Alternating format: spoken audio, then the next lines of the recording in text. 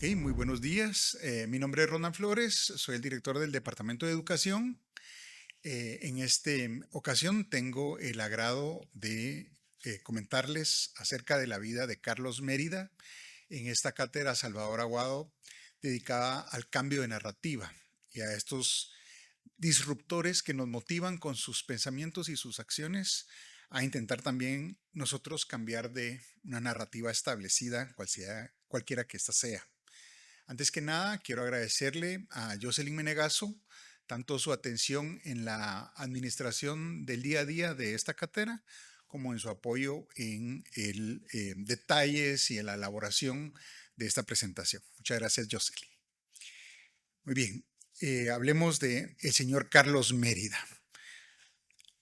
Como ustedes sabrán, este es uno de los guatemaltecos más cosmopolitas en la historia del siglo XX guatemalteco. El Museo de Arte Moderno de Guatemala lleva su nombre. Y es bien interesante que algunos de estos guatemaltecos que fueron a París a estudiar ya hace más de un siglo son los que llevan los nombres de los lugares insignes del arte guatemalteco. Podemos mencionar el Teatro Nacional en honor a Miguel Ángel Asturias, que estuvo estudiando en París en los años 20. La Biblioteca Nacional, dedicada al señor Luis Cardosa de Aragón, que llegó un poco antes a París y estuvo ahí bastantes años, especialmente en estas décadas de 1910 al 30. Y el señor Carlos Mérida, que tiene el honor de tener, su nombre lleva, perdón, que es el Museo Nacional de Arte Contemporáneo lleve su nombre. Entonces vamos a explicar un poco por qué y por qué están en este contexto de cambio de narrativa. Empecemos en sus inicios. Él nace en 1891. Su padre es abogado y músico, Serapio Santiago Mérida, y su madre es la profesora Guadalupe Ortega de Mérida. Entonces hay cierta aclaración siempre que se habla de su biografía de que su nombre legal sería Carlos Santiago Ortega y él prefirió usar el apellido de su abuela paterna para designarse como artista, Carlos Mérida. Hay algunas curiosidades en sus obras tempranas, especialmente antes de 1910, donde él intenta firmar como Carlos Santiago, Carlos CSO, etcétera, pero con el tiempo encuentra en Carlos Mérida el nombre con el que él se va a identificar. Muchos aclaran, algunas personas se confunden, perdón, de que porque sus padres eran de Quetzaltenango, él también lo era. Sin embargo, él nace en la ciudad de Guatemala y posteriormente se traslada a Quetzaltenango, donde él vive parte de su infancia y juventud. La casa de residencia de ellos originalmente estaba en la tercera avenida de la zona 1, más cerca de la 18 calle que del centro. Tenemos varias historias de su formación y de su traslado, de cómo le gusta, digamos, este traslado hacia Quetzaltenango. No sé si era porque estaba más cercano a una familia extendida, en cambio en Guatemala estaba más solo con sus padres, pero sí hay un cambio muy notable en esta situación personal.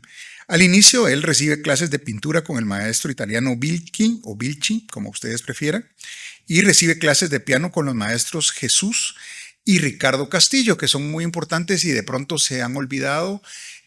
Antes, en los años 60, 70, eran muy importantes porque fueron los pioneros en la investigación etnomusical.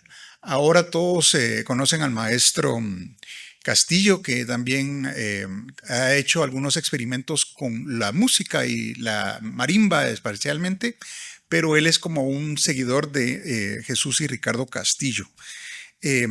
Cuando es niño tiene una infección en el oído y ahí descubrir esto en su biografía me dio mucha simpatía por él, porque la mayoría de biógrafos omiten esta deficiencia física que él tuvo. Esta infección lo llevó a tener una sordera parcial y vamos a ver cómo esa sordera parcial lo ayudó. En Quetzaltenango se une a este grupo de artístico, porque no podríamos decir de escritores, sino que también eran artistas que se llamaban a sí mismos los líricos o los modernos. Este grupo les gustaba comentar mucho de lo que estaba sucediendo en el arte en Guatemala y recordemos que con el advenimiento del presidente Reina Barrios se instala en Guatemala un gusto por el arte, no solo el arte, digámoslo así, privado, sino que también el arte público. Entonces hay una gran discusión, hay como un despertar en la cultura guatemalteca y el gusto por los monumentos, la escultura, estas grandes obras cívicas. Tienen esta lectura recurrente de Gómez Carrillo, ¿verdad?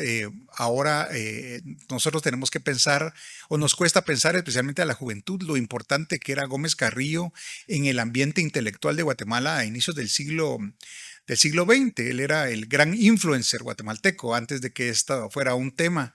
Él había pasado de Guatemala a París y se había instalado ahí como uno de los grandes prosistas o periodistas y tenía una influencia un poco difícil de entender ahora porque ya los periódicos no tienen la centralidad que tuvieron antes.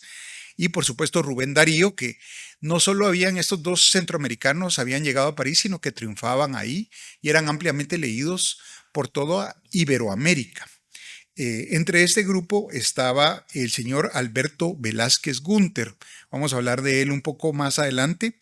Rafael Yela Gunter, que era hijo de Baldomero Yela y quien tenía a su cargo la Escuela de los Artesanos, eran escultores principalmente, y el señor Carlos Wild Ospina, que fue un gran escritor y muy querido también por estos grupos. En estas fotos de ilustración lo podemos ver con su gran amigo de infancia, adolescencia, Alberto Velázquez. Esta foto es de 1915, o sea, es cuando regresa él de París. Y en esta tenemos a Alberto Aguilar Chacón, Alberto Velázquez, Carlos Mérida y Rafael Yela Gunter. Estos son sus amigos de la infancia tardía y adolescencia. Y haciendo la biografía de Mérida me gustó mucho encontrar de que realmente a lo largo de los años, a lo largo de toda su vida, estos prolíficos artistas se mantuvieron cercanos, tuvieron grandes diálogos, grande influencia en el arte guatemalteco, pero también habría que hacer una crónica, una novela, una biografía acerca de su amistad, porque fue muy importante para el arte guatemalteco. En 1909, es decir, después de 5 años de haber estado instalado en Quetzaltenango, la familia Mérida regresa a la ciudad de Guatemala. Ahí lo cambian a que reciba clases con el maestro Jaime Sabartés. Y los que han estudiado un poco de historia del arte guatemalteco saben cuán importante fue este español en Guatemala. Él estuvo en París y era amigo de Hermenegildo Camarasa y Camaraza, y Pablo Picasso. Es bien importante que muchas personas en España, especialmente en Barcelona, siguen mucho a Hermenegildo Camarasa. No nos dice mucho para los guatemaltecos, sí nos dice Pablo Picasso, pero en ese entonces también hay que pensar que Jaime Sabartés había sido parte de este grupo de amigos españoles en París que incluía a Juan Miró. Siempre en ese debate de quién era este español de principios de siglo que era más importante, yo siempre me inclino por Miró en vez de Picasso y eso siempre crea alguna diferencia, pero son gustos personales. Eh, Aquí en Guatemala, ya en Ciudad de Guatemala, bajo el magisterio de Jaime Sabartés, se reúne con los hermanos Valenti. Eran varios hermanos Valenti, de hecho eran 3, Emilio, Carlos y la hermana, con Antonio Doninelli, que era un escultor que había sido traído desde Italia para trabajar en estas obras públicas que embellecían el ornato de la ciudad de Guatemala a finales del siglo XIX, principios del siglo XX, y el aprendiz más reciente del señor Antonio Doninelli, que era el joven Rafael Yela Gunter. También estaba el joven en ese entonces Rafael Rodríguez Padilla. Durante muchos años la Escuela Nacional de Arte llevó el nombre de su primer director, Rafael Rodríguez Padilla, el joven pintor Agustín Iriarte y los escritores David Vela y Carlos Wilde. A veces se reunían porque no era tan constante la presencia por la diferencia de edad con el fabulista o novelista Rafael Arévalo Martínez. Pero en este grupo se reunían constantemente en el pasaje Rubio, donde tenía su asiento los Valenti. Si bien el papá de Carlos Valenti, que es al que todos conocemos por su obra de pintura, tenía una peluquería, realmente era su oficio principal. Todos sabemos que la historia del cine guatemalteco, el cine público, empieza con los Valenti, porque ellos trajeron el primer proyector y las primeras proyecciones de cine se dan en este pasaje Rubio con una manta por la maquinaria que había traído el señor Valenti. En algún momento de la lectura de sus biografías es importante resaltar la figura de este arqueólogo Edgar Hewitt, que es quien empieza con las excavaciones de Quiriguá, porque como arqueólogo, como intelectual, le interesaba ver quiénes eran los que estaban discutiendo temas de cultura en Guatemala y encontró a este grupo. Y él es el quien también los visita y platican y no será el único ni el último. En eso entonces, en este marco de este cenáculo cultural, eh, gobernando el señor Manuel Estrada Cabrera, sucede la muerte de la mamá del gobernante, doña Joaquina Cabrera, y Rubén Darío, que este grupo admiraba y leía y que ocasionalmente tuvo su residencia en Guatemala, patrocinado por Manuel Estrada Cabrera, que en ese entonces era muy astuto porque patrocinaba a los escritores de valía que tenían opinión en los periódicos públicos, que sería semejante que ahora los gobernantes patrocinan igual forma influencers para que ellos, digamos, inclinen la opinión pública a su favor. Estrada Cabrera tenía a Rubén Darío en su contrato, también al señor José Santos Chocano, que influían mucho y que eran muy leídos en toda Hispanoamérica. Rubén Darío le escribe este poema en honor a la muerte de la madre de Estrada Cabrera y quiero detenerme solo a que vean una de las estrofas porque tiene relación con un suceso que va a marcar la vida de este grupo intelectual. Este poema se llama Mater, no es de los mejores de Rubén Darío. Yo tengo un favorito absoluto de sus poemas, que es Margarita, está linda la mar. Un poema hermoso, realmente no sé cómo decirlo, es mágico.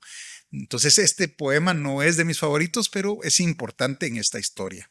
Oh madre mía, oh madre de mi alma, oh blanca rosa de mi jardín, oh luz de mi existencia, oh calma de mi espíritu, oh amor sin fin.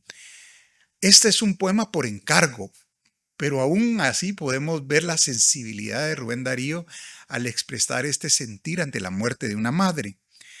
En esos años, ¿verdad? 1910-11, Estrada Cabrera pierde a su esposa, Desideria Ocampo, por tuberculosis. Ella se había ido a París, como era muy común de la élite intelectual o política de Guatemala, viajar a París, que era la ciudad de las luces, de la cultura, del intelecto, a tratarse el tuberculosis. Y por más que llegó a los hospitales de vanguardia, no pudieron curarla y fallece. Y el hijo mayor de Estrada Cabrera, ante la tragedia que le había sucedido a su madre, y al darse cuenta que él también tenía tuberculosis, se quitó la vida.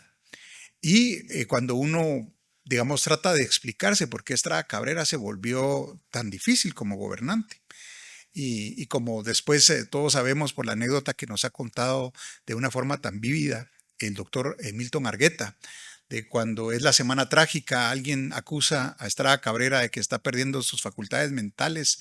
Estrada Cabrera dice, loco, loco yo, ahora verán qué es la locura. Y empieza la semana trágica. Pues uno puede ver que en estos lutos profundos está el inicio de su descomposición racional como gobernante. Pero tienen un impacto con la historia que estoy contando, porque poco después de la muerte de la madre de Estrada Cabrera, de la esposa y del hijo, muere la señora Elena de Valenti. Vemos que este grupo de artistas sensibles se reunía muchas veces en la casa de los Valenti. Esta señora era la mamá de Carlos y Emilio, que eran artistas, la esposa del señor Valenti, y muere en febrero de 1911. Carlos, el papá, digamos Carlos Valenti papá, que es el que trae el primer proyector cinematográfico a Guatemala, pues al morir su esposa, realmente también él tiene una crisis de identidad, decide cerrar su negocio y retornar a Europa. Cierra su ciclo en Guatemala y deja a sus hijos como que hagan su propia vida, ¿no? Dice, esto se acabó, ustedes ya son grandes y decidan por ustedes mismos qué va a pasar. El mayor, que es Emilio, se casa con una de las hijas del maestro Doninelli.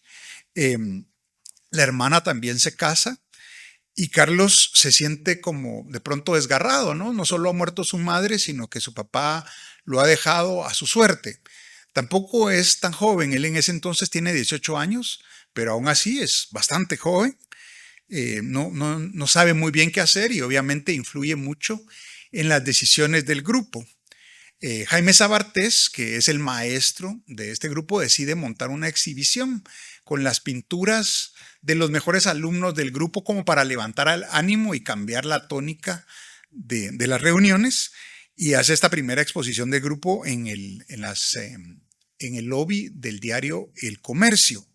Y por esta exposición y porque fue en el diario El Comercio, hubo noticias, hubo fotos, podemos documentar las primeras obras públicas del señor Carlos Mérida, la Sagrada Familia y la Virgen Dolorosa, y que cuando uno hace el estudio, la investigación de la vida de los artistas, podemos ver que muchos caen en esto que es lo normal en el establecimiento de su narrativa artística. Estas obras estaban inspiradas en otras obras anteriores y podríamos decir que solo eran derivaciones o copias. No hay nada original, todavía se está desarrollando un estilo o la consolidación de las técnicas. Entonces, no nos sorprenda que acá todavía no está el Carlos Mérida que llegamos a conocer. La imagen que ilustra este slide es de una de sus primeras piezas en España, una de mis piezas favoritas de él, que es El Viejo, y que acá dice 1991, pero realmente es de 1911 o 12. Esta muerte y este desgarro de la familia Valenti alenta a Carlos Valenti a tratar de seguir a su papá y convence a uno de sus mejores amigos de juventud, que es Carlos Mérida, a que viajen juntos hacia París para ir a aprender pintura. Y hay una organización interesante de todo este grupo que deciden apoyarlos en su viaje. Incluso hay cierta recolección familiar de la dura decisión que fue para don Serapio, que lo convence Guadalupe que apoya al hijo a que se vaya a estudiar pintura. Recordemos que el papá era realmente músico y le hubiera gustado que Mérida fuera músico a su vez. Mérida tuvo estudios musicales, pero en ese momento se inclina más por la pintura. Es como un viaje entre dos realmente, ¿verdad? Ellos se establecen como una unidad, se convencen los dos. Parte del grupo los acompaña del viaje de la ciudad de Guatemala a Izabal.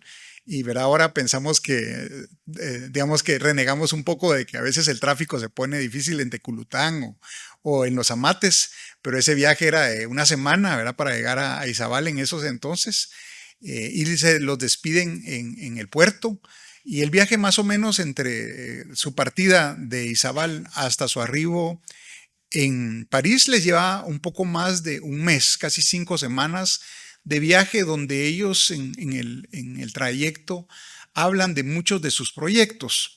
Acá me estoy basando un poco en el libro de Walda Valenti, la sobrina de Carlos Valenti, que escribió una excelente biografía de Carlos Valenti publicada en los años 90, tempranos 90, acerca de su tío, y en varios escritos, especialmente del señor Luis Luján, que habla de Carlos Mérida como el precursor del arte moderno latinoamericano. Ahí hay bastantes recuentos y cartas de la familia donde un poco resumen tanto la situación emocional de Carlos Valenti como la situación de Carlos Mérida. Si bien Valenti está sumido en su luto profundo, le da esperanzas cambiar de escenario y tratar de convertirse en aquello que anhelaba, que era ser un artista. Y Carlos Mérida, pues realmente en ese momento no estaba tan ubicado en que la pintura fuera su vocación. Todavía dudaba si la música podía hacer algo con la música o no, pero estaba ya en ese viaje por completo. A sugerencia de Sabartés, ellos se establecen en el Bateau Lavoie o Lavoie en Montmartre, siguiendo las recomendaciones de Sabartés. Sus vecinos de habitación son el pintor argentino Gonzalo Leguizamo y el pintor mexicano Roberto Montenegro. Y acá me interesaría solo como que hacer voy a abrir esta ventana que no es necesariamente relacionada, pero que nos permite tener una idea de qué ambiente artístico estábamos hablando. Eh, para mí la mejor crónica de Gómez Carrillo es En plena Bohemia. Me gusta mucho este ciclo de los 30 años de mi vida, me encanta, pero esa novela o ficción o crónica que cierra los 30 años de mi, no, perdón, que es la mitad de los 30 años de mi vida, me parece excepcional. Eh, el nacer del alma, creo que se llama el despertar del alma, que es el primero, me gusta, pero no tanto como esta En plena Bohemia, y obviamente La miseria de Madrid no soy tan fan porque es como depressing después de la fiesta que fue En plena Bohemia. Pero si ustedes se recuerdan de esta película de principios de este siglo que se llamaba Moulin Rouge, no sé si alguno de ustedes la vieron, siempre pienso en esa película asociada a esta gran obra de Gómez Carrillo, En plena Bohemia, porque rescata mucho de ese ambiente. Y uno de los personajes es Leguizamón. Y luego Montenegro tendrá un rol en la historia de Mérida. Siempre que conozco a algún pintor o un pintor que se está en formación, le hago esta pregunta y se las hago a ustedes. Dejo esta pregunta abierta. Una de las primeras tareas que ellos tuvieron en esta escuela de la familia Vitti, en las cuales ellos se adscribieron, fue hacer un retrato. Y como eran tan cercanos, uno de ellos hicieron el retrato opuesto, ¿no? Valenti hizo el relato de Mérida y Mérida el retrato de Valenti. Y entonces siempre pregunto cuál de los dos les gusta más. Entonces es bien interesante porque dependiendo del artista o la persona me responde de forma distinta. Entonces hasta el momento no he encontrado una unanimidad en esta respuesta. Siempre es una respuesta que se amolda al artista o a la persona que está respondiendo. Y eso me gusta un montón porque son retratos muy similares.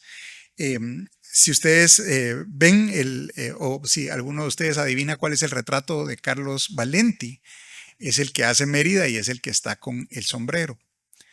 Y el retrato que hace Valenti de Mérida es el que tiene la persona con su puño en la frente. Y son estilos muy distintos y retratan cosas bien distintas. Acá ya empezamos a ver cierta personificación o cierto sello ya personal en su obra. Ellos ahí reciben clase con Hermenegildo Camarasa y el señor Van Dogen, un pintor neerlandés, y acaba de partir de esta escuela Paul Gauguin. Y entonces acá va a tener también un efecto en Mérida, Paul Gauguin.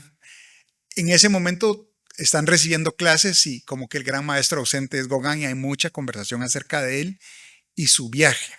Vamos a hablar de eso en unos momentos. Van Dogen fue uno de los llamados fauvistas o bestias salvajes y los exhorta a retratar a los habitantes de la noche, los devotos de los excesos, los dionisíacos parisinos. Estas personas como marginales, los bohemios. De ahí que una de las primeras pinturas que él hace, aparte de Valenti, es esta del Viejo. También esta de la Dama de la Rosa pertenece a ese momento. Las bailarinas de Cancán se recordarán que es uno de los grandes temas de este momento. Muy bien, estando en París con el desarraigo que sufre Carlos Valenti de su crisis de identidad realmente, ¿verdad? Porque si nosotros vemos algo de la literatura guatemalteca, muchos apuntan de que él nace en Europa, pero viene a Guatemala. Y al regresar a Europa, ¿cuál es el lugar que él ocupa en la pintura? En Guatemala él ocupa un lugar central porque es este joven promesa que va a estudiar a París. Pero siempre me he preguntado qué lugar ocupa él en la historiografía de la pintura de Francia. Y esa crisis también de él, que él es un parisino que vino a Guatemala, creció en Guatemala y ahora regresa a París, o en París lo asumen como un guatemalteco. ¿Cuál era su lugar? Obviamente también el muchacho tiene esta crisis de que acaba de morir su madre y lo vemos como expresado en este gran poema de Rubén Darío, esa crisis, ese dolor, ese luto, la separación de sus hermanos, de su papá, esta soledad de adolescentes, y él en esta crisis en búsqueda de asidero, decide tomar la peor de las decisiones para un joven artístico sensible, que es quitarse la vida. Y ahí queda una gran promesa del arte guatemalteco en esta decisión irreversible. Esta crisis y este drama lo captura muy bien la novela de nuestro gran escritor Eduardo Halfon. Esta novela, que se llama Esto no es una pipa Saturno, ahora reeditada como Pan y Vino, retrata realmente, la protagoniza Valenti. Es un gran momento acerca de la situación emocional de Valenti y las reacciones ante este hecho intempestuoso. La novela, de las partes que no me gustan, es que inmediatamente después de la muerte, después de que Valenti se mete 2 disparos cerca del corazón, la novela retrata que el principal sospechoso fue Carlos Mérida, que no pensaron que tal vez no se trataba de un suicidio, sino que un asesinato, y Mérida pasa una noche en prisión. Y pues ahí viene también la inspiración de esta charla y la inspiración de por qué me adentré en la historia de Carlos Mérida. Obviamente nadie más que las circunstancias lo consideraban culpable. Hay testimonios del señor Roberto Montenegro y Leguizamón que lo descargan. Él estaba en ese momento en la academia. Montenegro, en todos los testimonios, incluyendo en la novela de Halfon, es el que está en la habitación contigua, escucha los disparos, entra y lo encuentra muerto. No hay en ningún momento ninguna evidencia de que Mérida pudo haber estado involucrado, pero como era el compañero de cuarto y era guatemalteco, pues tuvo este suceso desagradable. Y obviamente esto causa mucha consternación en este grupo tan cercano. Y en esta idea de cambio de narrativa es con lo que quisiera empezar, ¿verdad? La muerte de este amigo cercano de infancia, juventud, con quien emprenden el viaje de sus vidas, para el cual reciben todo el apoyo de sus familias y amigos para que ellos vayan a París y se conviertan en los artistas que anhelan ser. Y en eso no solo están sus sueños y aspiraciones, sino que los sueños, aspiraciones y financiamiento de sus padres. Lo vimos con Gómez Carrillo, lo vimos con Miguel Ángel Asturias, lo vimos con Luis Cardosa de Aragón. Hay toda una decisión de las familias de apoyar este sueño de estos jóvenes promesas. Aquí me gustaría detenerme un poco y contarles esta anécdota que siempre les cuento a mis alumnos que son artistas, que hay una carta muy interesante en la historiografía de Luis Cardosa y Aragón. Después de un tiempo, él les está escribiendo cartas a sus papás y en un momento el papá le dice: mira, yo estoy muy consciente que te pagué este viaje y te estoy mandando dinero porque me dijiste que estabas estudiando medicina en Londres. Y todas tus cartas vienen de París. Y ya han pasado 2 años y todas las cartas vienen de París. Y casi lo mismo le pasa a Miguel Ángel Asturias, que va a estudiar economía a Londres. Y de pronto todas sus cartas vienen de París. Y hay un momento en donde, por la crisis de la bolsa de 1929, los padres de Asturias le dicen: mira, ya sabemos que no fuiste a estudiar. Ya sabemos que la maestría de 2 años se ha convertido en un affair de 6. Y estamos gustosos de que te explores y te conozcas a ti mismo y que estés escribiendo y todo eso, pero ya no tenemos recursos para sostenerte a ti, así que regresa o mira qué haces. Entonces muchos de estos artistas, Luis Cardosa, Miguel Ángel Asturias, un poco Mérida, pasaron los mejores años de su juventud en plena bohemia. Dijeron que iban a estudiar una maestría, no estudiaron eso, pero hoy los lugares de significancia artística en Guatemala llevan sus nombres. Entonces siempre hay un espacio en el arte para estas exploraciones intensas de lo que significa ser joven, ser humano y experimentar con las emociones. Lastimosamente, una de estas promesas, que era Carlos Valenti, no aguantó este viaje introspectivo. tomó una decisión que podría haber sido intempestuosa y tal vez no era lo que él realmente quería, pero resultó irreversible. En la novela de Halfon, el señor Carlos Mérida, cuando le interroga a la policía y le pregunta quién era Carlos Valenti, él dice la frase: era el mejor pintor de Guatemala. Y esa frase posiblemente era cierta en 1911, cuando esto sucede, pero un siglo después no lo es. Y aquí es donde viene el inicio de esta búsqueda para mí en Mérida, porque sabiendo este hecho, siendo este hecho público y dentro del arte guatemalteco, ha sido muy explorado, muy meditado. Pero la gente se queda con Valenti, con la tragedia. Y de pronto a mí me interesó cómo enfrentó esa tragedia de perder a una joven promesa artística, el artista más famoso de Guatemala. ¿Qué hizo él ante esa muerte devastadora de su mejor amigo? Y esa es la plática que tengo con ustedes el día de hoy. Inmediatamente después de la muerte, él decide alejarse de París, ¿verdad? No puede permanecer ahí. Y viaja por Europa, lo cual es una terapia que le recomiendo a cualquiera. Durante su viaje por Europa, él visita muchos museos, muchas galerías. Hay algunas de estas documentadas ampliamente en sus cartas y biografías. Yo quisiera imaginar que él se detiene en las pinturas oscuras de Francisco de Goya y encuentra en esas pinturas cierta revelación acerca de cómo tratar la parte oscura o la sombra de la personalidad. Pero realmente viaja por Europa, en un momento decide regresar hacia América y regresa primero a Nueva York y después se detiene en Cuba. Y acá es como una de las preguntas que me gustaría hacerme y hacerles en esta idea de cambio de narrativa. Porque cuando él regresa lo hace muy demorado, se toma su tiempo, no se precipita de Guatemala a París como fue el retorno. Regresa por pausas, regresa y decide experimentar Nueva York, visitar Harlem, decide demorarse en Cuba y salir a ver qué era lo que ofrecía esa vida tan alegre en Cuba, que era el punto de encuentro entre Europa y América. Y entonces la pregunta que surge es: ¿a dónde iban con tanta prisa cuando salieron huyendo de Guatemala? ¿Y por qué esa prisa? El artista se hace en base a estas experiencias que lo nutren y en el procesamiento de esas experiencias. Y parecía que le surgía tanto llegar en París que se olvidaron de que también el camino era importante. Entonces, esa es parte de la figura. Aquí tenemos algunas de las personas con las que se encuentra a su regreso de París: Jaime Sabartés, Carlos Mérida, Humberto Garavito y don Ricardo Barrientos.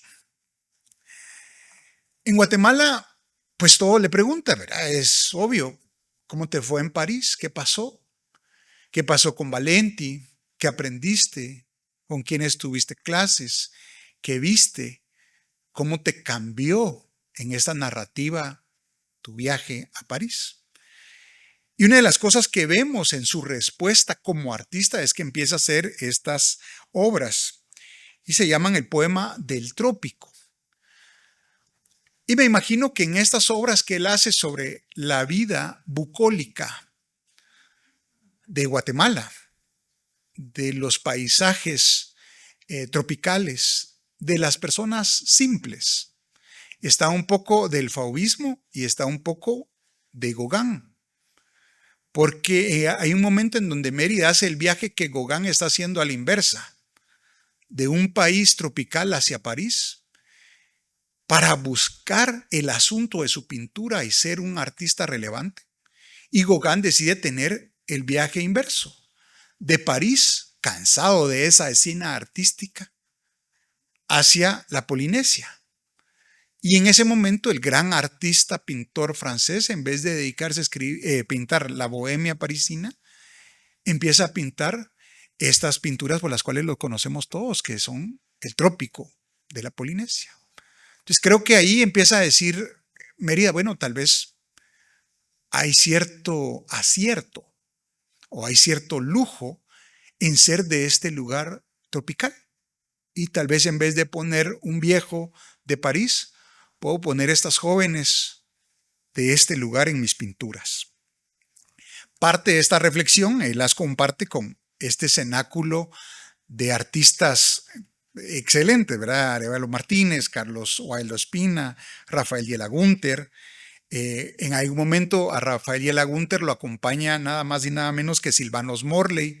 Hemos hablado de Silvanus Morley en charlas anteriores y su importancia para el estudio de la civilización maya en Guatemala.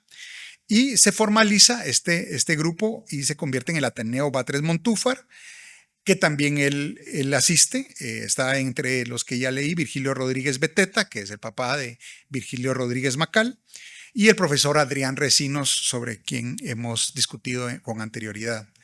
De la charla de Adrián Recinos quisiera recordarles esta advertencia que les dice Estrada Cabrera cuando ellos deciden empezar su grupo y les dice: cuidado con hacer política sobre pretexto de hacer literatura. Y siento que eso es algo que Mérida va a tener muy en cuenta en toda su carrera. Estas son partes de las pinturas que él hace a su retorno de París. Y como les digo, digamos que me estoy adelantando, pero veo cierta semejanza con las pinturas de uno de los jóvenes que después lo admiró, que era el señor Marco Augusto Quiroa. Se pueden ver ahí muchas similitudes. Y si ustedes ven este periodo comparado con algunas de las pinturas de Gauguin, también hay bastante diálogo entre las obras, etc. Durante su retorno se dedican con Rafael Yela Gunter a explorar mucho de la ciudad. Y lo que hacen es tomar largas caminatas.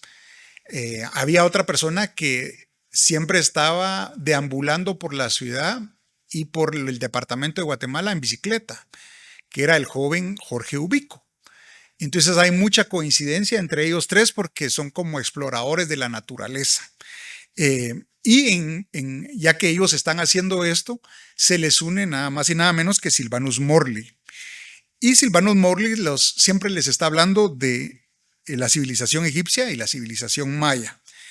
Hay un novelista que ha caído mucho en el olvido, pero que para esa generación fue muy importante, que es el señor Henry Rider Haggard, especialmente su obra Corazón del Mundo, acerca de una ciudad maya perdida en la selva. Imagínense esta novela que escribe antes de que se descubra Tikal o el Mirador o Huacchantún o el Yaxchá o la que ustedes gusten. Muy bien, estas son algunas de las pinturas de Mérida en esa época y como les digo es una exploración de la escena bucólica en Guatemala. A su retorno, él hace dos exposiciones, una en el edificio Rosenthal en la ciudad de Guatemala y la otra en Quetzaltenango en las oficinas del Diario de los Altos, que dirige para ese entonces Jaime Sabartés, su antiguo maestro. Estos son algunos de los títulos de las obras que él presenta, que básicamente es lo que él había trabajado en París. Uno de los cambios de narrativa más importantes es que si ustedes ven cuál era el discurso narrativo de las pinturas guatemaltecas o centroamericanas en ese entonces, eran muchas naturalistas, ¿verdad? O paisajes. Y tuvimos grandes paisajistas, Garavito, Tejeda Fonseca, Araton Sinibaldi, que en un momento también Alfredo Galvez Suárez. Pero él empieza a hacer algo distinto, que son estas, que si ustedes se dan cuenta, entre estas pinturas y la obra de Marco Augusto Quiroa, hay más o menos 50 años. Y esta es una etapa temprana de Mérida y prácticamente este fue un discurso en el que ahondó y se perfeccionó muy bien. En Quetzaltenango, Mérida, y en ese momento era muy importante en la cultura guatemalteca estos círculos teosóficos. Y aparte de haber explorado Guatemala y su departamento, con Yela Gunter deciden explorar mucho el altiplano guatemalteco y hay ciertas crónicas de él viajando por Quetzaltenango y por Santa Cruz del Quiché y Chichicastenango. Y lo asombrado que a él lo deja una cuestión que era muy propia en ese entonces de Chichicastenango, que era el palo volador. El palo volador, los tejidos indígenas, las texturas, los colores, las artesanías como una forma de vida. Muchos de estos artesanos, ahora se aprecia esto con un valor, digamos, equivalente al arte. pero que ellos hacían pues como forma de vida y lo vendían normal, igual con los textiles indígenas. Acá vemos un retrato de Dalia Galvez, la segunda, el único retrato de esta serie es de en ese entonces su novia o prometida. Pero se dedican a explorar el altiplano y platicar con la gente y andar en esos lugares, territorios, pueblos, que después van a ser la materia de su obra.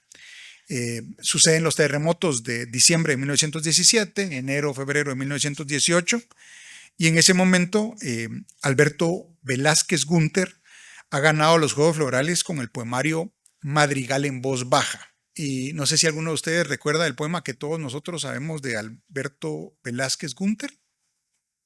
¿Alguno de ustedes saben cuál es su poema más famoso que todos nosotros conocemos de corazón?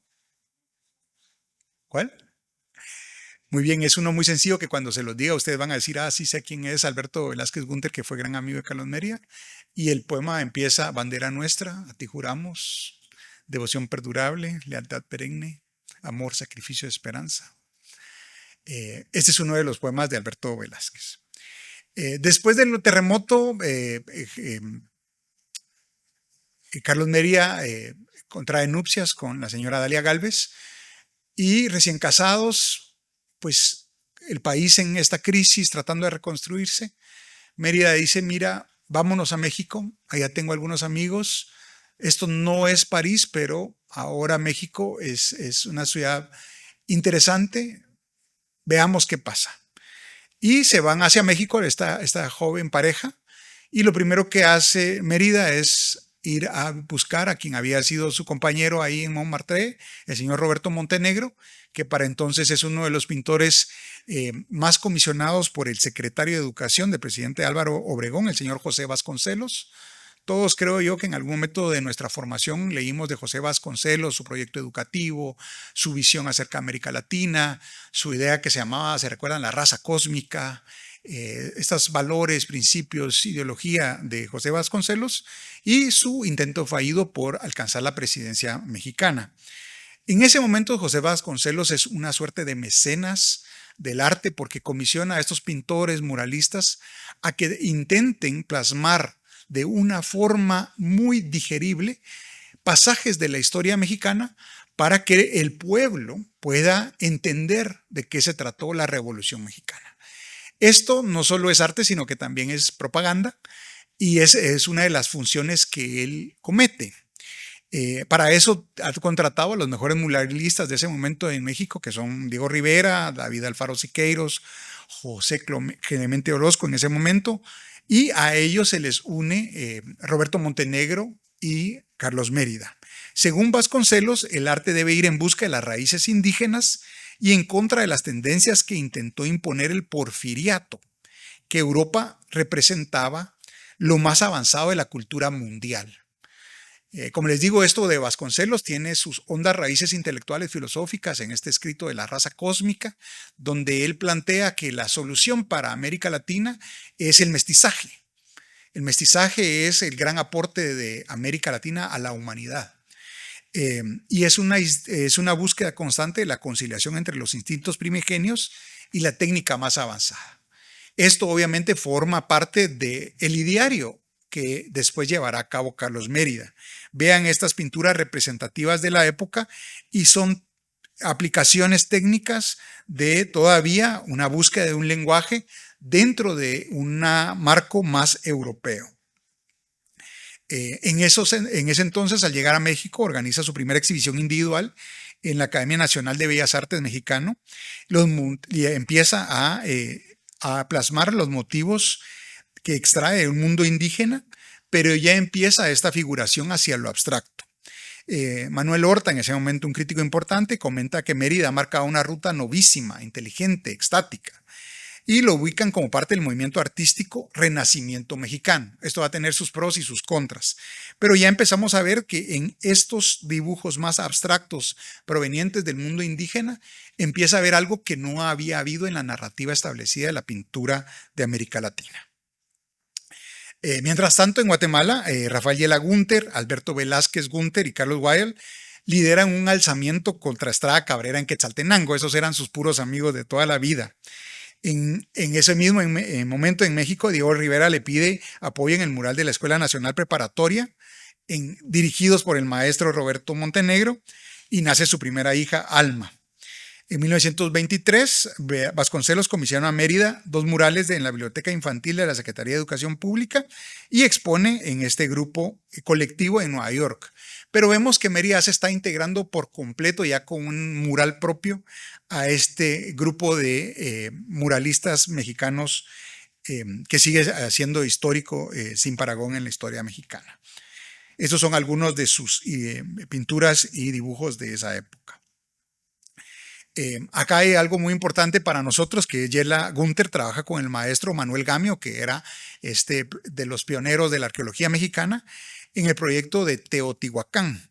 Y Gamia había estudiado en la Universidad de Columbia con Franz Boas, uno de los antropólogos estadounidenses más importantes de ese momento, y hay toda una serie de colaboraciones de Yela Gunther en lo que ahora se conoce como Teotihuacán, y creo que todos hemos ido a Teotihuacán y reconocemos el excelente trabajo que hicieron los mexicanos en descubrir esta ciudad antigua y resaltarla.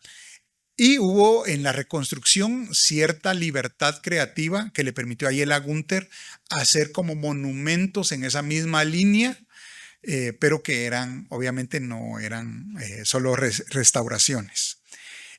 Por Yela Gunther, Mérida lee el libro de Gamio titulado Forjando Patria. Y de nuevo está esta idea de reconciliación entre las civilizaciones antiguas y la europea. En ese entonces muere el padre de Mérida y él decide regresar a Guatemala. Pues obviamente a enterrar a su padre y a reconectar con el país. Mientras tanto, Yela Gunther regresa también a Guatemala e inicia la excavación de Caminal-Juyú. Y aquí podemos ver que en un momento se esperaba que Caminal-Juyú tuviera cierta semejanza con la excavación de Teotihuacán. Y trae para que lo auxilie y le dé el sello de autoridad todo esto al maestro Gamio. El presidente Lázaro Chacón, que ha sido cercano a Vasconcelos y al movimiento teosófico, pues recibe muy bien a Mérida porque es como un colega, y Adrián Recinos, que también ha sido cercano a estos movimientos, en ese momento es presidente del Congreso, había sido embajador en París, y entonces entre el presidente y el presidente del Congreso deciden enviar con una beca a este joven pintor Mérida a que regrese a París, ahora con apoyo y en una situación emocional distinta. Regresa ahora, ya es otra narrativa, ya no es el joven pintor aspirante, sino que ya es un pintor de alguna forma establecido a nivel local, con muchos apoyos en México, en Guatemala, y se reencuentra con algunos de los jóvenes con los que él había estudiado, Klee, Kandinsky, Picasso, Juan Miró, también con los jóvenes Miguel Ángel Asturias y Luis Cardosa. Y estando ahí muere Enrique Gómez Carrillo, que había sido quien nos inspiró a todos ellos a tratar de hacer una vida artística en París. Muere también el escultor Rafael Rodríguez Padilla, que había sido el primer director de la Escuela Nacional de Artes Plásticas. Hay un momento como muy interesante de la vida donde ellos asisten al entierro de Gómez Carrillo, que era una celebridad. Era un gran artista y lo entierran con honores en Montmartre. Y ellos asisten como parte de este cortejo fúnebre. Esta visita a París en otras circunstancias motiva el inicio de este ciclo de pinturas surrealistas con temas indígenas. Todavía no completamente despegado de cierta figuración, hace las imágenes de Guatemala, que está editada por la Galería Quatre Chemin en París, y con un prefacio de Andrés Salmón. Las estampas guatemaltecas estilizadas parecen una mezcla entre Gauguin, Kandinsky, Paul Klee o Miró. Aquí está el poema de Alberto Velázquez Gunther, que se llama El Amigo, que ganó los prestigiosos Juegos Florales de Quetzaltenango, y algunos de estos versos parecen dedicados a sus amigos, que incluyen a Carlos Mérida. Pienso en días que fueron y no son más, en los amigos. Unos han muerto, pobres, y otros se han ido lejos, pobres también, al infortunio o a la gloria. Esos últimos eran precisamente los que yo más quise de niño, aquellos con quienes jugué mis juegos, haciendo de la vida un espectáculo peregrino. Obviamente esos amigos también incluyen a Carlos Valenti. Después de visitar París, ahora Mérida se detiene en Nueva York más tiempo. Cuando regresa finalmente a México, él es nombrado como uno de los 2 directores de la Galería del Teatro Nacional en el Palacio de Bellas Artes.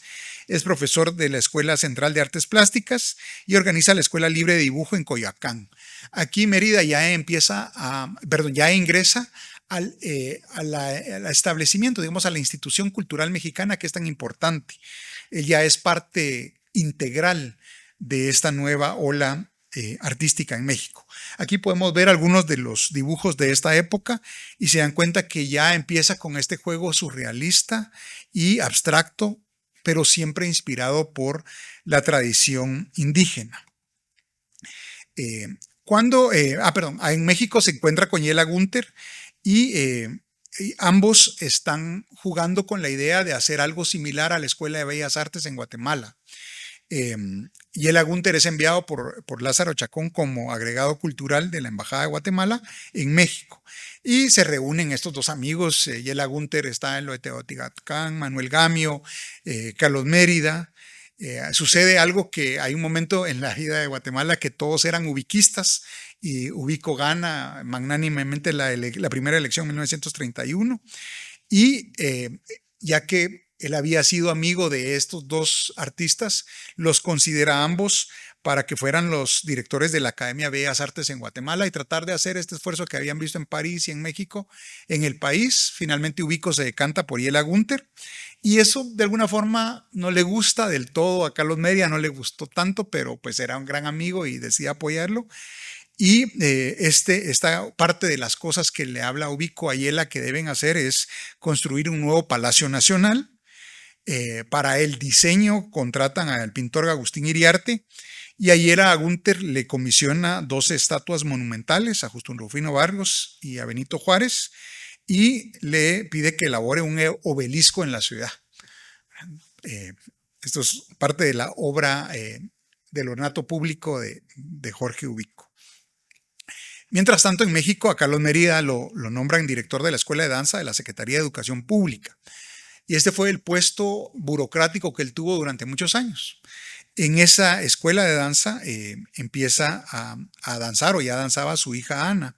Ella también va a ser bailarina y eventualmente va a ser una personalidad. Ella está completamente inmersa en la historia de la danza en México, siendo una de sus bailarinas más destacadas. Por este tipo de dibujos a Rufino Tamayo le interesa mucho la obra de Carlos Mérida y decide acercarse a él. Una de las primeras cosas que sucede cuando son amigos de Rufino Tamayo es la visita de André Breton a México. Y en ese momento André Breton tiene como traductor a Luis Cardosa y pues Luis Cardosa le enseña cuál era la escena cultural de México. André Breton fue muy importante en el movimiento surrealista, como ustedes sabrán, él escribió el Manifiesto Surrealista. A todas las personas que quisieran ser artistas les digo, miren, creo que es importante que lean el Manifiesto Surrealista, ya sea que lo crean o no, pero es un manifiesto que tuvo un gran impacto en la cultura del mundo y pues tiene su razón de ser, aunque no suscriban lo que dicen, véanlo de qué se trata. Esto era André Breton, en ese momento el papa de los surrealistas. Él tenía mucha influencia en decir quién era o no era un artista surrealista y en ese momento pues eran los pintores o los escultores, los artistas más cotizados. Hay una serie reciente que creo que es de 2019 o 2021 que se llama Transatlantic, no sé si la han visto, que se trata de este esfuerzo de Estados Unidos de sacar a los principales artistas europeos en la Segunda Guerra Mundial y ahí aparecen muchos de los que André Breton criticaba como los grandes, o sea, los respaldaba como los grandes artistas surrealistas. Estas son las pinturas de las danzas de México y también hay una ilustración de las estampas de Guatemala para que ustedes vean esta nueva lenguaje visual que él está acuñando. Ahora que lo vemos, ¿verdad? Esto parece algo muy familiar, porque este estilo que no existía antes de él, esta forma como abstracta, pero a la vez bonita, alegre, todavía no estaba inscrita en nuestro imaginario colectivo como ahora lo está. En ese entonces muere Guadalupe, la madre Mérida. Él regresa a Guatemala a enterrar a su madre y ya lo recibe Yela Gunter como el director de la Academia de Bellas Artes de Guatemala y le cuenta que los murales del Palacio Nacional, que ya está en proceso, lo realizará el pintor Alfredo Galvez Suárez por comisión del arquitecto Rafael Pérez de León y el ingeniero Enrique Riera. Y me quiero detener en esto porque parte de la narrativa de Guatemala ha sido como minimizar o olvidar parte de los legados valiosos de presidentes o gestiones o artistas anteriores. Y realmente, por lo que vale, Ubico sí se esforzó por dejar una mejor ciudad de la que él había encontrado, un mejor país. Y esta obra que ahora alberga a izquierda y derecha, que es el Palacio Nacional, es gracias a su idea y su iniciativa. De referencia a mi mano derecha, ustedes ven los murales o una foto, una ilustración de los murales del Palacio Nacional de México que realizó Diego Rivera por comisión de José Vasconcelos. Y toda la idea de esos murales es que fueran didácticos, ¿verdad? Que fueran fáciles de absorber por el pueblo. Ahí podemos ver también parte de las virtudes y los defectos de Diego Rivera, ¿verdad? Diego es un gran muralista didáctico. Le interesa que su obra comunique de una forma muy fácil y parte de sus desafíos es que son muy simples, ¿verdad? Son casi unidimensionales en vez de tridimensionales y en este esfuerzo pedagógico muchas veces cae en la propaganda, en una propaganda simple y llana. Si vemos este otro esfuerzo de Alfredo Galvez Suárez, vemos que también es una cuestión bien extraña, porque los indígenas que él pinta no son los indígenas de Diego Rivera, sino que son estilizados. Las pinturas que él ha hecho, incluyendo los cofrades de Chichicastenango, si ustedes se recuerdan de algunas de sus pinturas de Galvez Suárez que hemos visto en el Munaj o en el Carlos Mérida, donde están los danzantes o los cofrades. Hay una en particular que a mí me gusta mucho, donde uno de los danzantes está viendo la máscara del venado que se acaba de quitar. Todos estos tienen elementos no solo estéticos, sofisticados, sino que también cierto erotismo, ¿verdad? Como podemos ver en esta ilustración que está en el mural del Palacio Nacional. Y una de las cosas que a mí como persona me llama mucho la atención es por qué están estos murales un tanto eróticos en el lugar que significa el poder en Guatemala. En 1940, André Breton, después de su regreso de México, presenta la exhibición de pinturas surrealistas en México, en las que destaca Carlos Mérida. Se realiza en la Galería de Arte Mexicano que dirigía a Inés Amor, también otra exposición con obras de Diego Rivera, Frida Kahlo, Max Ernst, Marcel Duchamp, César Moro y otros. Mérida también está incluido ahí y también en muestras personales en galerías de Nueva York, Chicago y Los Ángeles. Aquí estamos viendo que él está más o menos en los años 50 de su vida y está gozando de una exposición internacional de su obra plástica. En 1941 él acepta un puesto como profesor de tiempo completo en una pequeña universidad de profesores que está ubicada en Denton, Texas. Y obviamente Denton, Texas no nos dice nada, pero Denton está muy cerca de donde está el estadio de los Dallas Cowboys. Y es una de estas ciudades pequeñas que quedó ya inmersa entre Dallas-Fort Worth. Entonces está más o menos en medio de Dallas-Fort Worth, un poco al norte, pero en ese entonces pues todavía no lo había absorbido estas dos megaciudades y era un pueblo pequeño. En parte de las razones por las cuales él toma este trabajo es para poder trabajar en su obra y porque eso le permitía a su hija estudiar ahí también.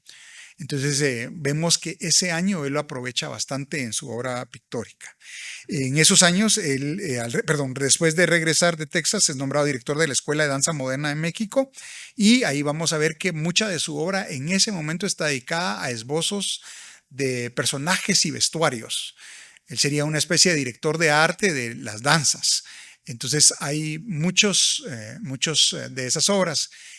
Hay una foto que no pude incluir, pero es de una presentación de una obra de niños, donde casi todos los danzarinos están vestidos de perritos y coyotes, y quise incluirla por la ola de Terian que está atacando el mundo, pero no la encontré. Entonces, pero es de esta época donde él se dedicaba a hacer el vestuario de distintas danzas para distintos públicos. En ese año también trabaja en el portafolio de las estampas del Popol Vuh. Perdón, me olvidaba de un detalle en Texas. Estando él en Texas, es embajador de Guatemala ante Estados Unidos, el señor Adrián Recinos, con quien él era amigo.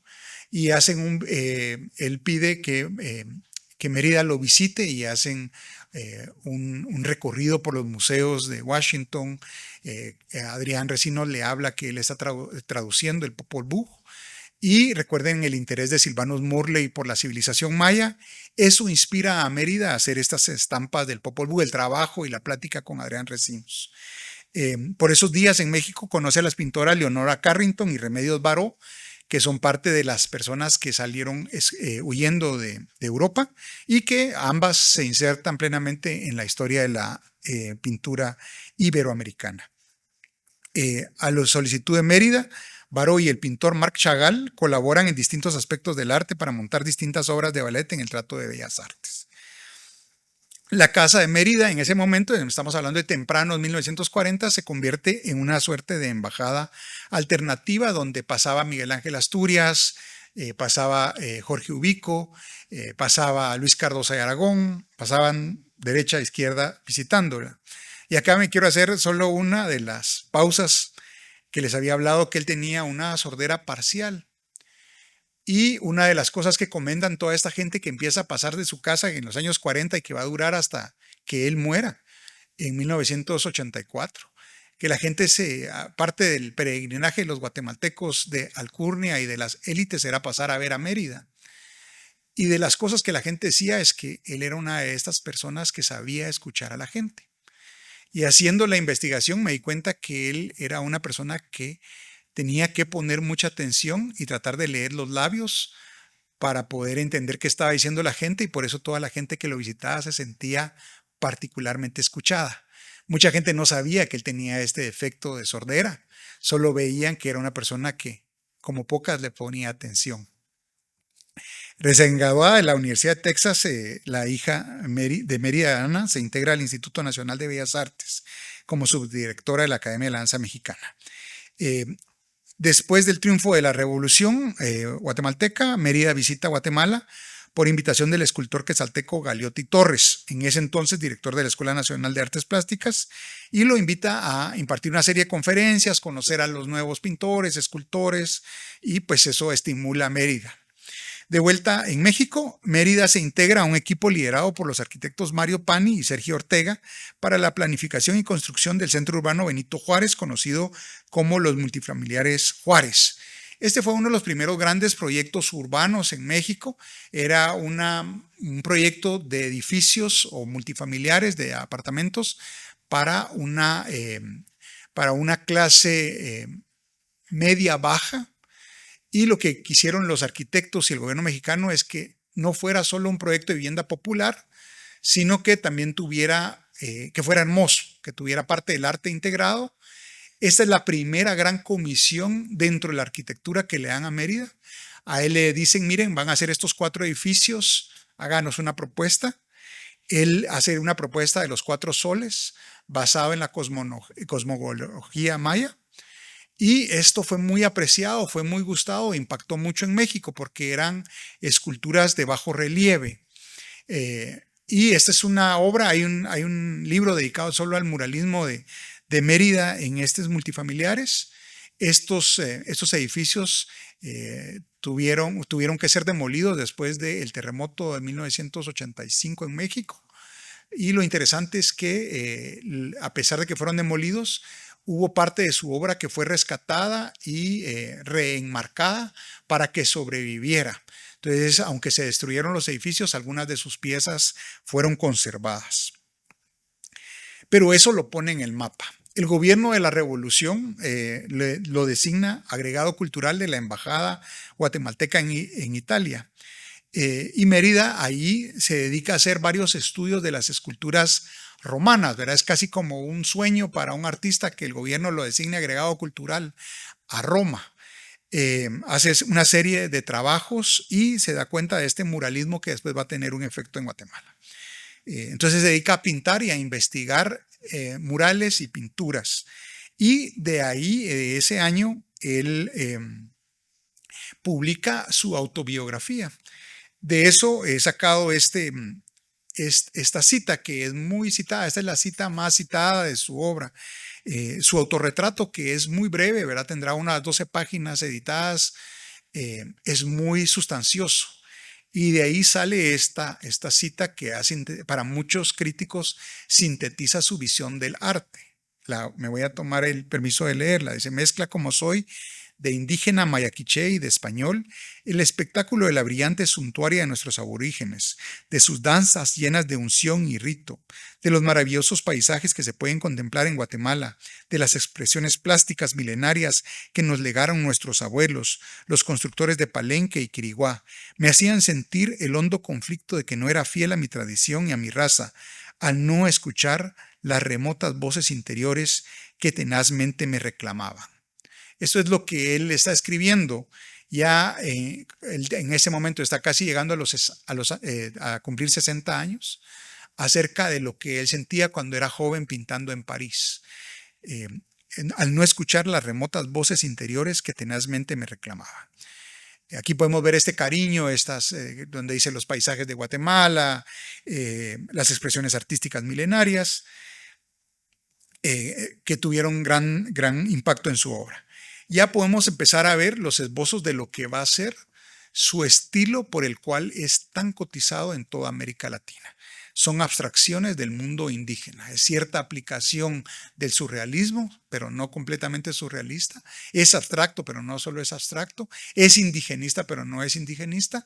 Tampoco es naif, pero a veces parece todo de eso. Con el triunfo de la liberación en Guatemala, regresan por coincidencia a un grupo de arquitectos que han concluido sus estudios en el extranjero.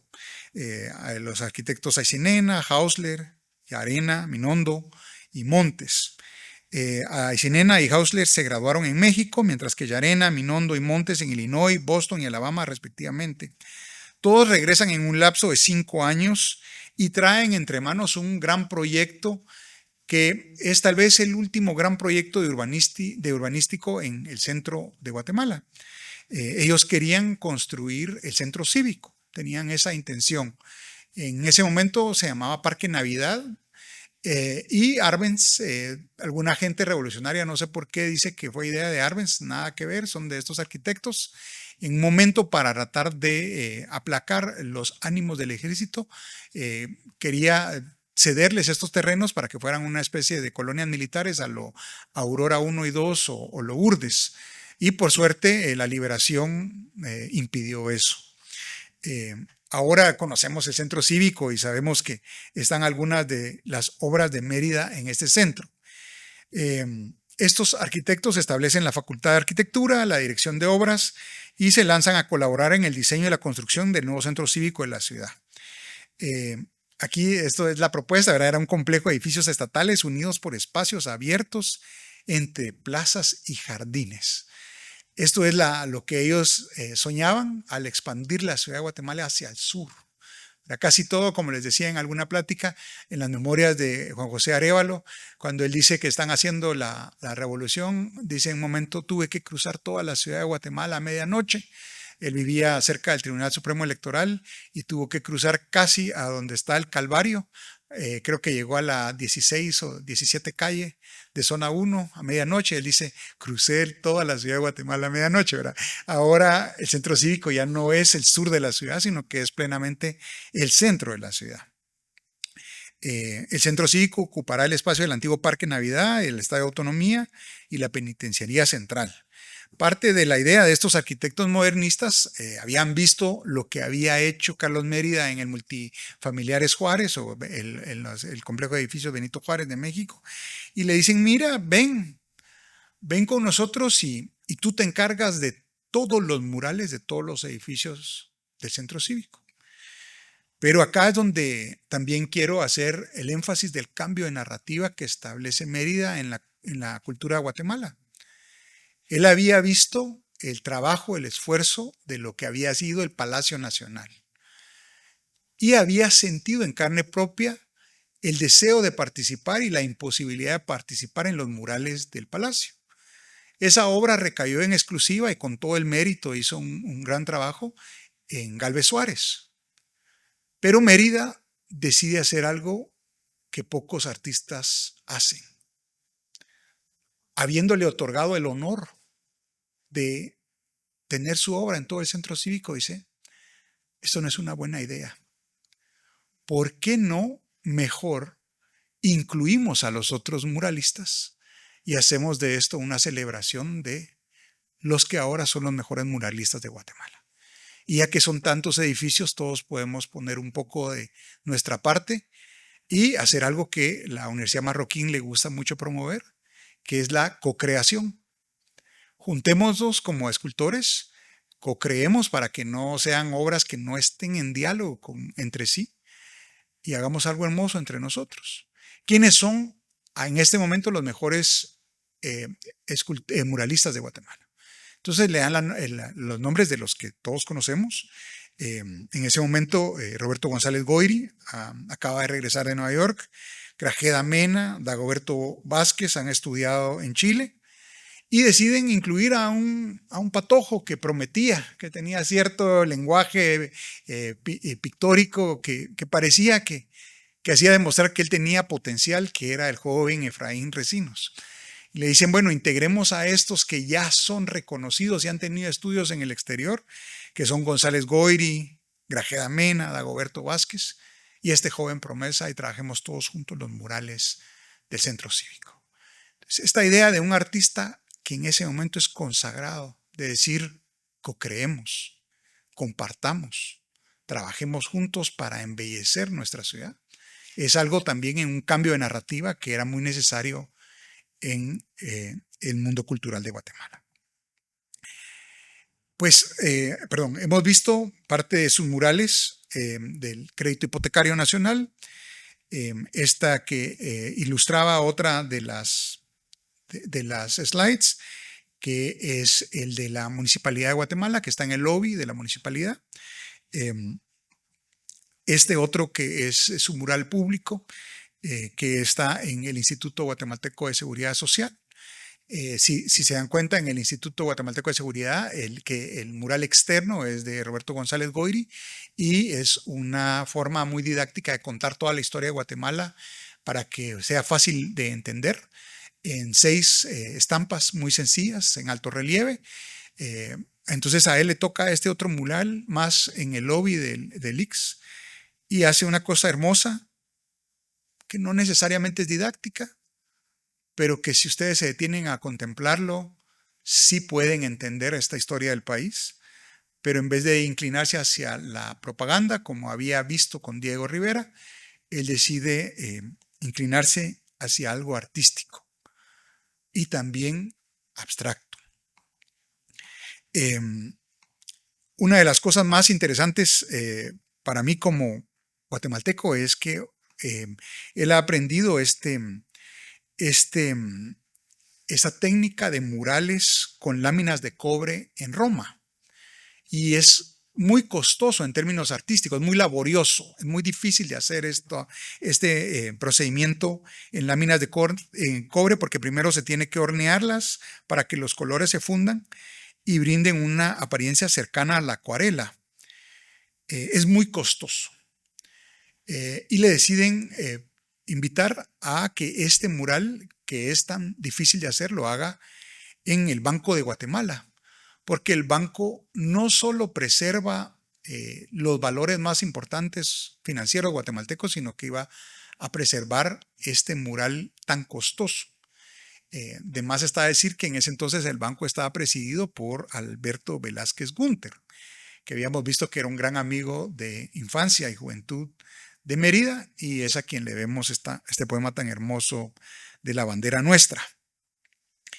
Este es uno de los murales más interesantes de Guatemala y los exhorto a que lo visiten. Para visitarlo y apreciarlo, he tenido que ir un par de veces al Banco de Guatemala porque no es de acceso fácil. Hay que pasar varias peros burocráticos. Para mí ese es el mural más importante en la historia de Guatemala y es el más vigilado y el de menos acceso, lo cual lamento y protesto. Pero vale la pena verlo, porque al menos algo que sí ha hecho muy bien el banco y sus autoridades es preservarlo. Y una cosa que él quería era que fuera sobre un mármol patrio, extraído en Zacapa.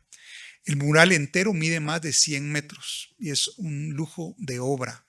Realmente es conmovedor verlo aún el día de hoy. Y también pensar de que él lo trabaja cuando él tiene entre 65 y 70 años. En ese momento él, dedicado a estos sacerdotes danzantes mayas, uno podría pensar de que su obra artística ha culminado. Esta es la obra de su vida, una obra por la cual él empezó muy joven haciendo pinturas de la bohemia parisense y termina haciendo este mural costosísimo, tal vez el más caro en la historia de Guatemala, con materiales difíciles, que era no solo un reto conceptual, sino que también artístico, llevarlo a cabo, salud. Y podríamos decir que él ha alcanzado lo más alto de su carrera. Cuando el gobierno de su país y los mejores arquitectos lo han invitado a ser el gran muralista de esta obra magnífica de urbanismo de Guatemala, que él decide compartir con sus colegas. Ese honor él decide compartirlo. Sin embargo, al terminar, él regresa a México, donde estaba afincado, donde vivían sus hijas y donde él ya también era abuelo. Y sucede algo en esa década que me parece muy importante.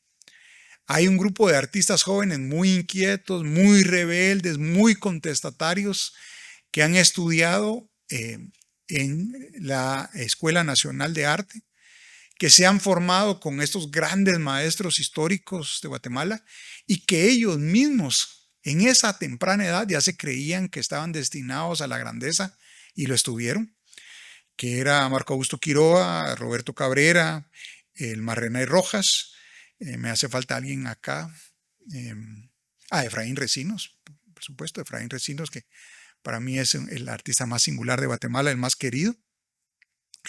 Y ellos planteaban hacer un movimiento que fuera un poco político, un poco artístico. Al principio ellos decidieron llamarse el Círculo Valenti. Y después reflexionaron que tal vez Valenti no era quien los iba a significar como ellos querían. Y debatieron llamarse el Círculo Mérida. Pero era muy raro darle ese alto honor a un artista vivo. Entonces decidieron llamarse Vértebra. Y al ponerse Vértebra y no ponerse Mérida, se da cuenta uno que no eran tan rebeldes o tan disruptores como ellos querían. Porque ¿por qué no llamarse Mérida si él era el maestro que ellos querían reconocer en vida? Y este grupo de jóvenes un poco insolentes en el arte guatemalteco le rinden toda la pleitesía y todos los honores a este viejo maestro. Viajan a México, ahí está esa foto de ellos en México diciéndoles: nosotros somos el futuro del arte guatemalteco. Lo fueron y queremos que usted nos honre con su magisterio. Entonces, pienso que a casi la edad de los 70 años, ese era un mérito que él no se esperaba.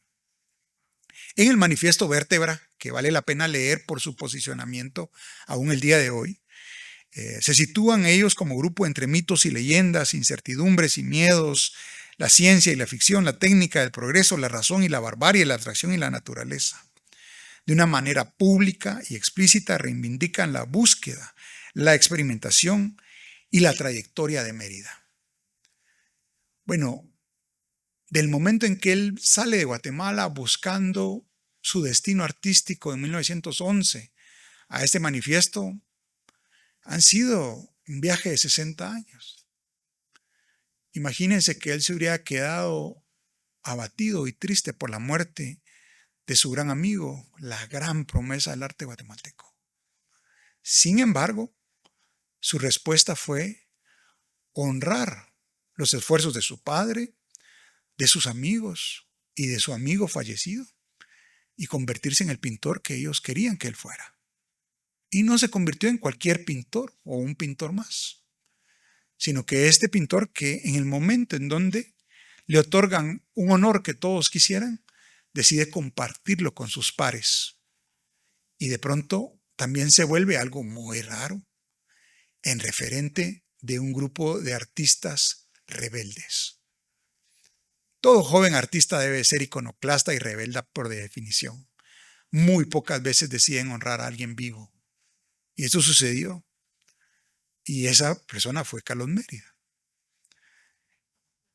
La narrativa de esta historia termina con ese honor. Él teniendo aquí casi tiene 80 años. Ha sido un viaje de 60 años desde la muerte de su amigo y desde el momento en que él decide salir del país buscando ser artista. Y este reconocimiento le llega a los 80 años y uno podría decir, ahí terminó su proceso creativo. Sin embargo, una de las cosas más maravillosas que descubrí es que como muralista, obviamente después de los sacerdotes danzantes mayas, él ya no quiso seguir haciendo murales porque requerían demasiada energía y esfuerzo. Pero lo que vino fue una asombrosa etapa creativa como pintor. Y muchos de nosotros hemos visto parte de ese ciclo en colecciones privadas y en los museos nacionales. Porque a pesar de tener 80 años, decidió emprender esta etapa creativa que requería menos esfuerzo que ser muralista y se volvió pintor.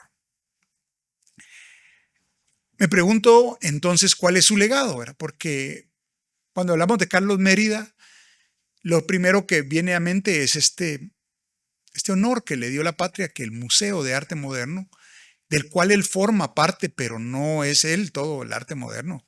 No quiero en ningún momento pensar de que él es el único gran artista moderno de Guatemala, no, por favor, no quiero que deje esa impresión. Sí considero que es uno de los más admirables. Pero el museo lleva su nombre, un museo que hoy por vaivenes del destino está desocupado, está desierto. Mucha de la pinacoteca de ese museo se encuentra en el Museo Nacional de Arte, que ahora se encuentra, de Arte Guatemalteco, que ahora se encuentra enfrente al Parque de la Antigua de Guatemala. Y que qué bueno que mucha de la colección esté ahí, pero esa pinacoteca tiene como para mantener también abierto este museo de arte moderno en zona 13, para que antes era una visita obligatoria para todos los jóvenes guatemaltecos, estudiantes de los establecimientos públicos y privados, y también para muchos de los turistas que venían y querían ver el Museo de Arte Maya que está enfrente, el Museo Contemporáneo. En un momento tuvo una exhibición muy didáctica que permitía un viaje muy rápido a partir de los grandes hits de la pintura guatemalteca del siglo XX. Y ahora, pues, ahí está el nombre, pero está vacío. Entonces reclamo y quisiera verlo otra vez ocupado y vivo. Y luego tiene esta pequeña plaza, Carlos Mérida, en el centro cívico. Y ahí está una escultura, hay un semblante. Y una de las cosas que me encanta es que alguna de mis actividades favoritas de la ciudad de Guatemala tiene su inicio en esta plaza, que es la 21K de la ciudad. Y toda la gente cuando dice, ¿dónde empieza la 21K? Dicen, ¿dónde está la parada del Transmetro en el centro cívico? Y yo les digo, no, empieza en la Plaza Carlos Mérida. Ese es el lugar correcto para designarla. Y cuando vamos a la plaza del centro cívico, que no se convirtió en este ambiente amable donde el ciudadano guatemalteco transita alegremente para hacer sus trámites burocráticos entre un edificio y otro, no se convirtió en eso. Es difícil caminar, no hay tantos jardines como ellos pensaron, pero honro y me encanta ese esfuerzo que hicieron estos arquitectos de tener en la ciudad 3 niveles, porque el centro cívico integraba todo el complejo, lo que se llamó en ese entonces la Ciudad Olímpica. Y si ustedes se dan cuenta, ese es el nivel más bajo del centro cívico, que significaba el cuerpo, y todo lo racional está en el segundo nivel del centro cívico, que es el Palacio de Justicia, el Banco de Guatemala, el Instituto Guatemalteco de Seguridad Social, la Municipalidad de Guatemala, que es la mente. Y en el último lugar, en el más alto, está el Teatro Nacional, que es el espíritu. Y en esos tres niveles que intentaron significar la ciudad de Guatemala y darle un espacio para estas expresiones cívicas, el gran artista es y sigue siendo Carlos Mérida, y parte de su legado es saber compartir el espacio que le dieron con otros grandes maestros que, por supuesto, para otras personas serán sus favoritos, sino Carlos Mérida, y lo acepto, esta es solo mi opinión personal. Entonces, en el marco de cambio de narrativa, agradezco, y fue el motivo de investigación, de que él no se quedara con ser el amigo del fallecido, que no se haya dejado abatir por esa tristeza que hubiera sido comprensible, sino que haya hecho un legado que aún nos enorgullece al día de hoy. Y eso es todo. Muchas gracias.